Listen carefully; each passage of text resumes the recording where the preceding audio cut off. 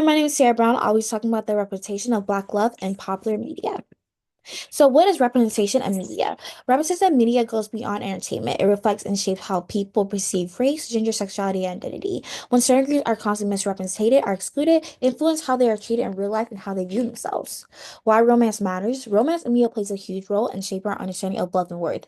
For young viewers, especially teen dramas, coming age stories, those are where the ideas about relationships take root. These stories often decide who is seen worthy of love, and too often, Black characters are left out of central idealization romance arcs.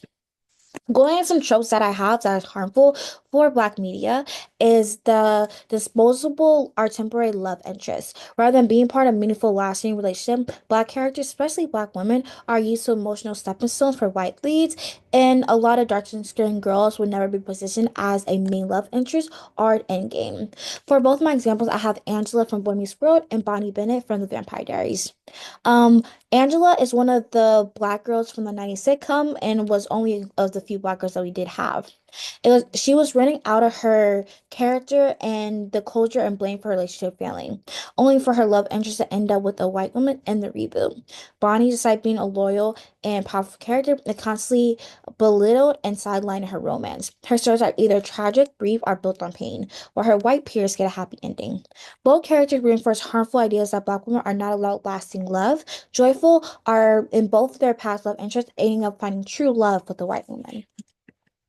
I do have some more examples of this. We have Kira from Austin Alley, Emily and Maya from Pretty Little Liars, Mel from Arcane, and Karen from You. Going into we have the fandom bias and colorism. Even if a Black woman is centered in the love story, they often face a lot of backlash from fans, not because of their character, but because of their racial bias and colorism. So for my examples, I have Iris West from The Flash and Amber from Invincible. Iris is Barry Allen's canon true love in the comments. She faced with a lot of intense backlash from fans when she was played as a dark-skinned Black actress. Despite following the original storyline, many rejected her and preferred pairing Barry with white or racial ambiguous white women. Similar, Amber is portrayed as smart, emotional, mature, but fans often seen her as more difficult and push Mark to be with someone who's more easier, usually someone more lighter skin. In both cases, the messages are clear. Black women are seen as too much or not enough to be truly loved, no matter how centered or well written their characters are. I also have some more examples for that. So we have Mercedes and Sam from Glee. Mercedes was a plus size Black woman and who was in love with a popular white boy. We didn't see that representation beforehand. But even in the show and all the backlash they had on social media, is that Sam deserved better and that he deserves someone who's better looking, reinforcing that Black girls need to fit the European beauty standards.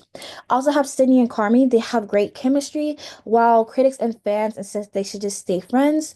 When if a white couple have the same dynamic, they call it romance. And then we also have Zendaya, which is an amazing actress and she a really big breakthrough for Black women in the media. But Zendaya is one of the lighter skinned Black women, and we don't get a lot of roles that's for darker skinned women, especially when it comes to the romantic sense. We also have the tax representation for Black couples. So this is heavily conflict, abuse, and struggle. While these narratives have value, they overemphasize on the traumatic limits and how we see Black love. So for my examples, I have Michael and Mary from Love and Basketball. There are often praised as iconic and love stories, but they are really deeply toxic. In Michael and Marie, their entire relationship is built on emotional abuse. He belittles Marie, dismisses her feelings, and uses her past against her. And also for Love and Basketball, Quincy's abandoned Monica during her lowest time while she sacrificed her dreams to win him back. There is full emotional neglect, but it's still framed as a romantic victory. Both films send a harmful message that Black women must endure pain, mistreatment, and sacrifice to be worthy of love. A narrative that challenge because these stories are so celebrated.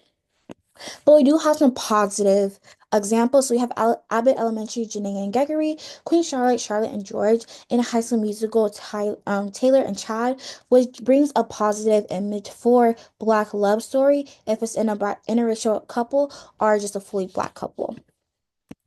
Overall, media teaches us who deserve love and who doesn't. When Black girls are constantly treated as temporary or secondary or unworthy, it sends a clear message that these stories shape real life views and self-worth.